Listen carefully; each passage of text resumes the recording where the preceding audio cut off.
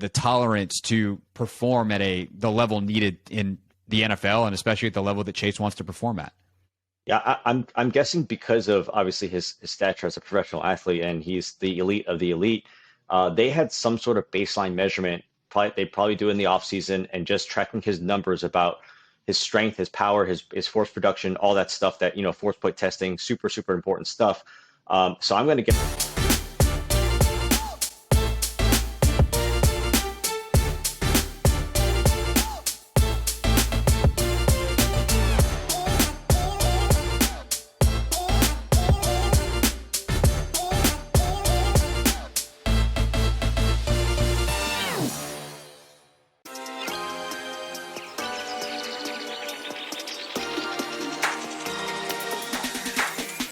Our guest today is Dr. Wesley Wang. He is a physical therapist at Healthy Baller up in the Bethesda area, Rockville area, and so we're really excited to have Dr. Wang with us. Wesley, he's my friend, so I'm gonna call him Wesley, because he is someone who has made me so much smarter over the years about ACL rehab. And often when I'm consuming his stuff, I consume it through the lens of my other job as a trainer. But I'm really excited to have you, Wesley, here on the radio, because as Chase Young prepares to return to practice tomorrow for the Commanders, it's coming a lot later than I think a lot of people expect. And the reason I wanted to have you on specifically is you're someone who works with a lot of athletes, especially really high-level athletes. Tons of D1 athletes and professionals as well come through your doors. And you're someone who always is pushing for longer rehab times, because there's so many issues in sports with ACL re-injuries. And so I wanted to have you on as someone who is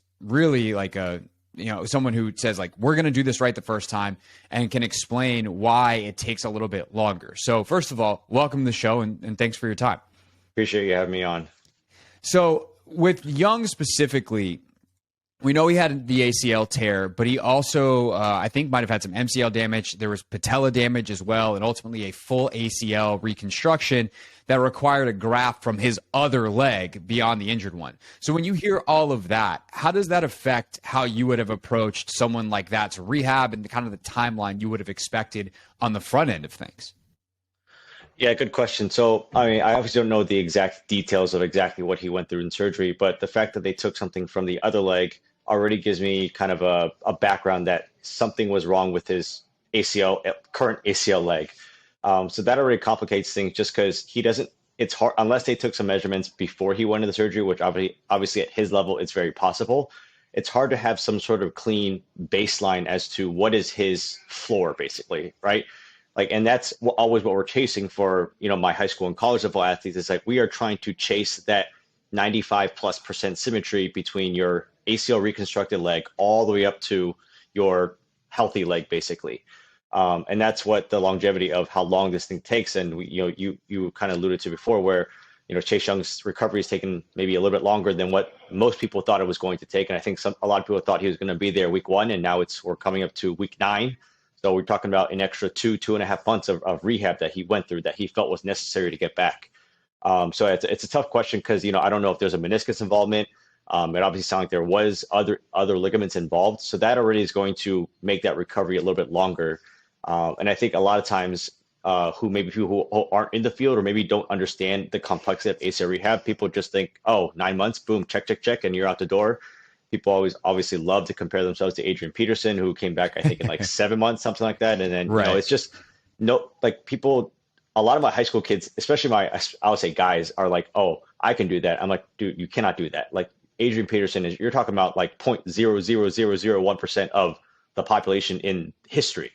And he was an anomaly. And I think now you're seeing a lot more athletes like Chase Young taking a little bit longer to get back. And in my opinion, I just think it's the right thing to do. If it takes you 2 extra months, but yet you never have to go through another injury again, ACL again, we're going to take our chances. And even if it's 2, 3, 4, 5% less, me personally, having suffered through 2 of them, I would have done anything I can to decrease that chance as likely as possible.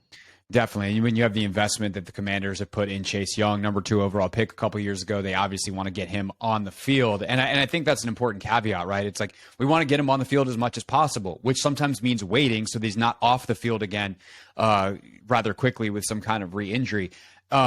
how does other damage affect the rehab? Because on some level, it's still the knee, right? Like if he tore his right ACL, and I can't remember off the top of my head in the moment which one he did, but let's say it was his right ACL. All the same exercises you do to rehab a knee when it's an ACL tear are very, very similar to what you would rehab for patella damage, a ruptured patella, for instance. Like you're still rehabbing a knee, but how does stacking multiple injuries on top of each other affect the timeline of how long you may be in the given stages of rehab, and why maybe this is taking closer to the year than the 9 months, which is kind of that 9 to 12 months given window that a lot of people put out there for ACL recovery? Yeah, so a lot of times, especially with the MCL, they won't operate on it, in 7 years, 6, 7 years of being a PT, as far as like my ACLs plus MCLs. I've only had one athlete ever who has had both their ACL and MCL reconstructed during surgery. So it's really, really uncommon. Most of the time, they will have people wait 4 to 6 weeks or so to allow everything to kind of heal down. And then, just like you mentioned, throughout the rehab process, you will be technically rehabbing both the ACL and the MCL. And exercises for the most part are generally about the same. You might hit a little bit more adductor stuff or for the MCL just to kind of get a little bit more For the layman listening, an adductor is like your inner thigh muscle. I will translate. You speak, I will translate. I would say the biggest curveball for the most part is going to come down to the meniscus, especially if you're talking about a meniscus repair.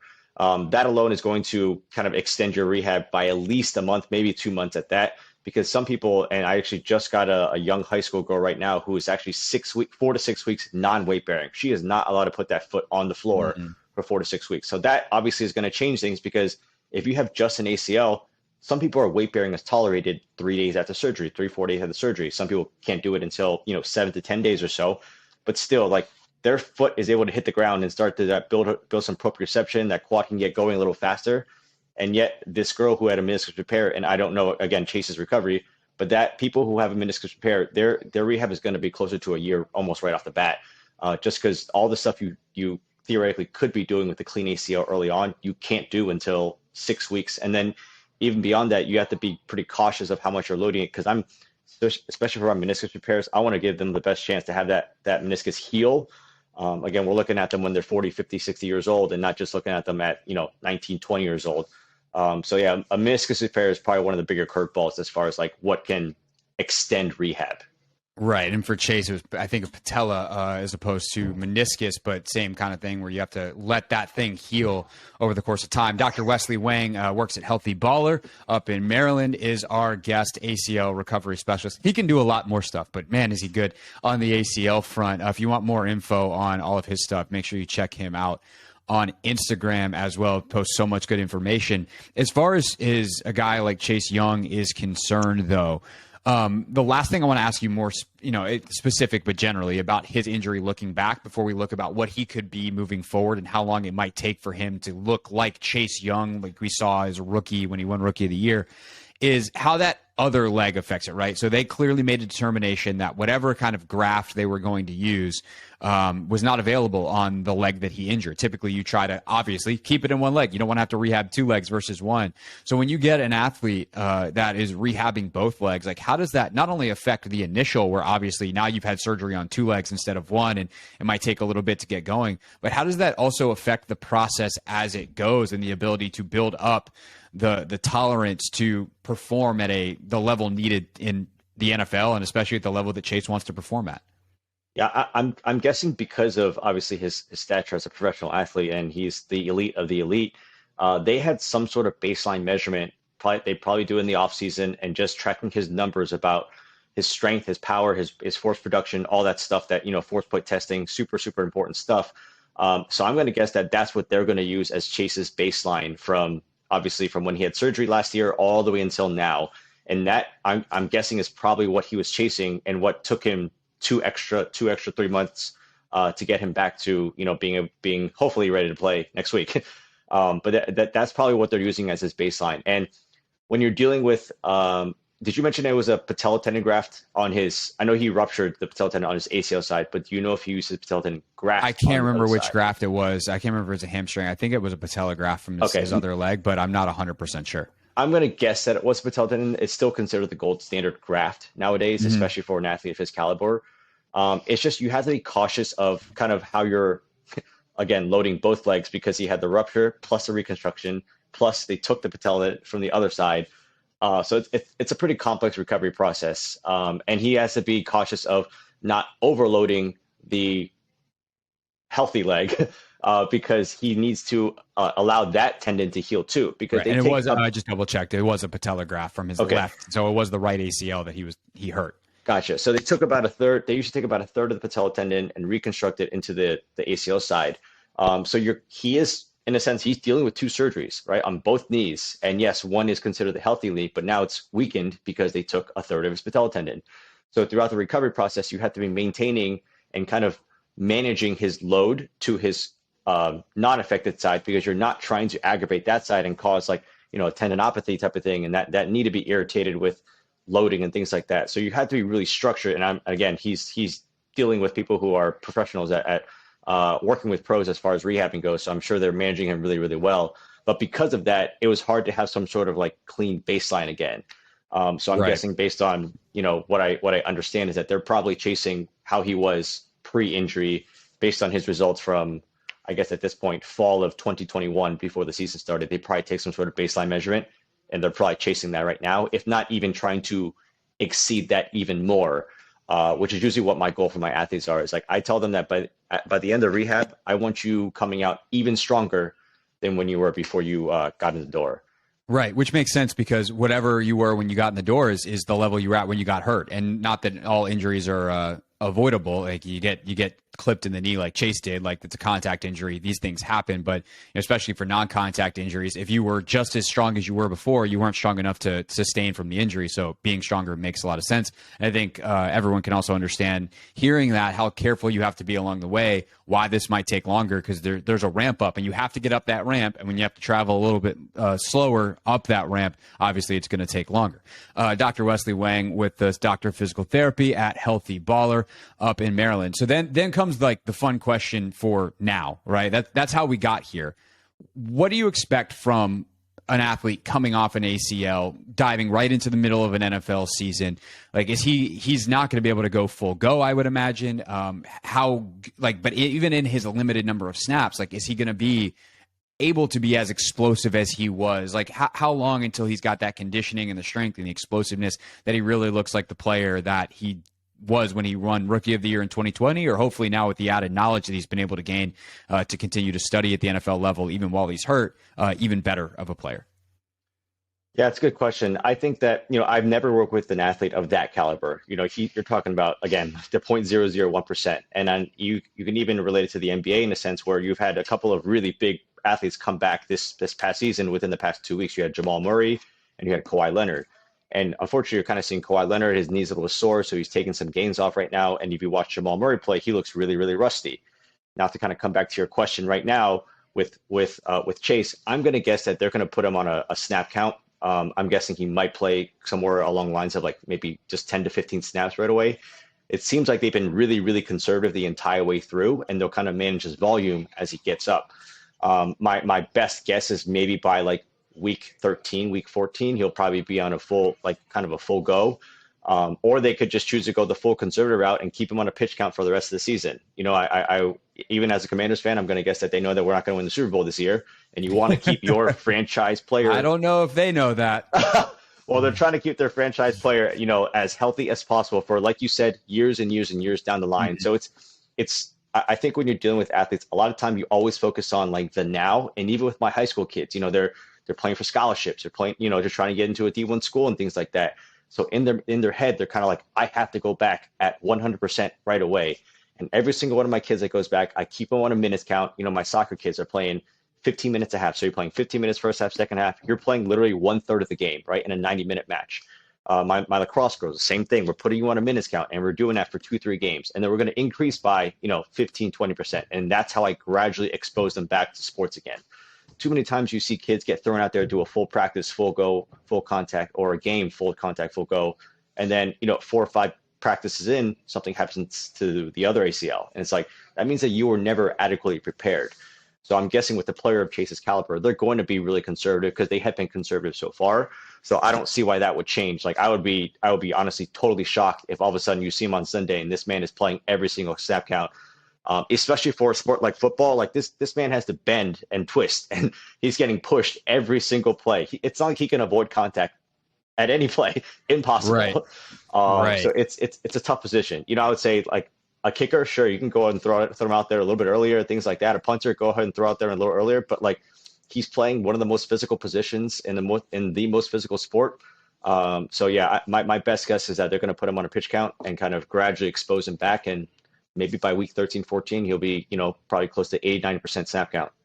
Last question for you, and this is something that I've got a little bit of experience with because you're obviously a physical therapist, so like you're going to get athletes early stage, and you're skilled enough to take them all the way through the rehab process. You do have great trainers in your space as well that can assist you along the way, and might eventually, I'm sure some of your guys and girls you hand off to to Wes and the crew there, but. Something that I've dealt with too on my side when I've inherited someone from a PT is that mental side of it. Is like, how do you get back out there and play your sport, whatever it is, in Chase's case, playing the NFL, playing NFL football without thinking about the knee. So how does that process happen, and how is that helped by having an environment like an NFL team where you have regular, it's your full-time job, you have practice and all those kinds of things that can help? Yeah, so no matter what, you can never replicate game speed and game intensity in a rehab setting or even a practice setting. It's borderline impossible. The intensity of obviously the crowd, the adrenaline, obviously the other team is going to hit you harder than your own teammates are going to hit you. There's all these factors that you just cannot replicate in a game situation.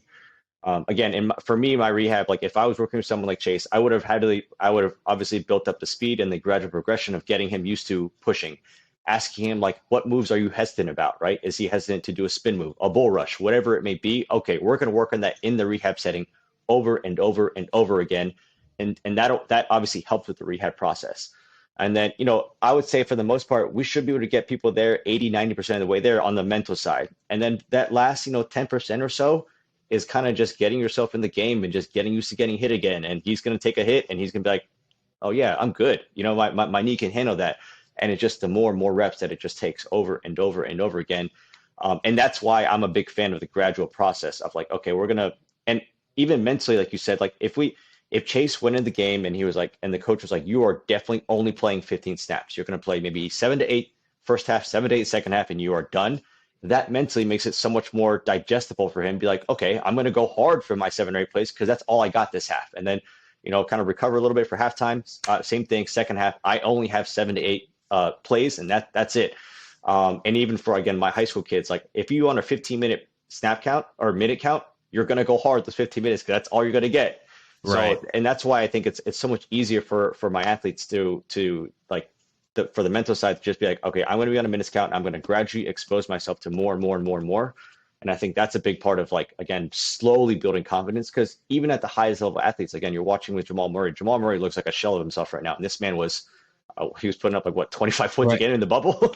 Right. Well, yeah. And then he had that crazy playoff series with Donovan Mitchell where they're dueling 50 burgers back to back. Exactly. And that was 2 years ago. It wasn't even that long ago. But now if you watch him, and they play some Nuggets games on TV, and he doesn't look like he's quite there yet. And I think for him, it's not physical, in my opinion. He waited 500 plus days. You talk about waiting. He waited about a year and a half.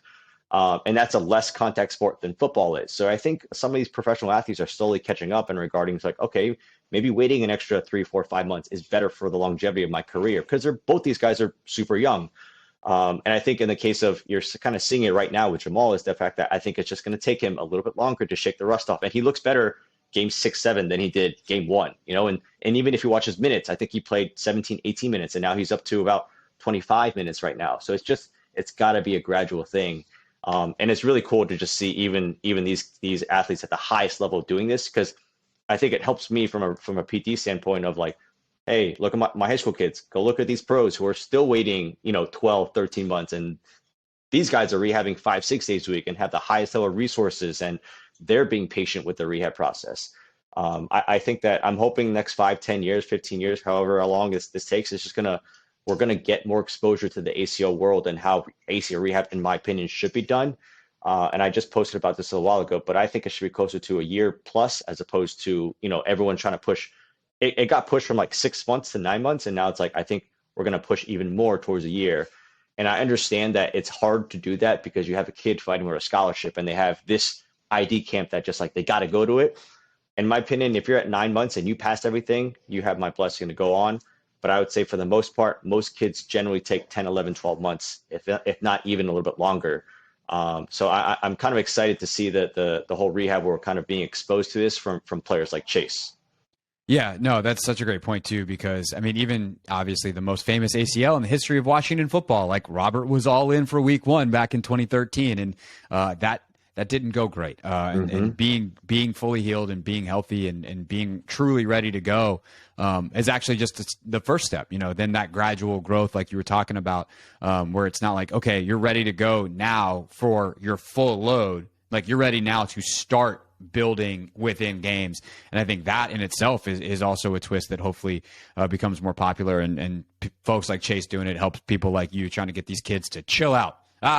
The rascally kids. Yeah. Dr. Wesley Wang, you can follow him on Instagram if you want way more information on this stuff at it's wesley.wang.dpt, wesley.wang.dpt. And of course, if you are a parent or you're a high school athlete listening and you need some help in this area, feel free to check them out at Healthy Baller. As someone who works in the field, I love these guys, cannot recommend them enough. They have a great staff, a bunch of friends over there, do a phenomenal job. So if you're ever in need of such services, by all means, check out Healthy Baller. Full endorsement from the Hoffman Show. Wesley, thank you so much, sir. And we'll talk to you, if we need your expertise down the line. Appreciate you having me on.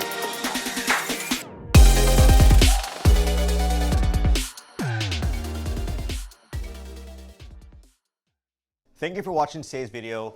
Please feel free to like and subscribe and share it on your social media platforms. If you're interested, I have started an ACL Mastermind group, which is a growing library of content centered around ACL rehab. It has exercises ranging from immediate post-op to late-stage sports-specific movements and everything in between. It's a growing library and currently holds over 250 videos. There's content centered around assessments, movement breakdowns, exercise breakdowns, case studies, and a whole lot more. You also gain access to a private forum where you can engage with like-minded people, ask questions, share research articles, and share resources.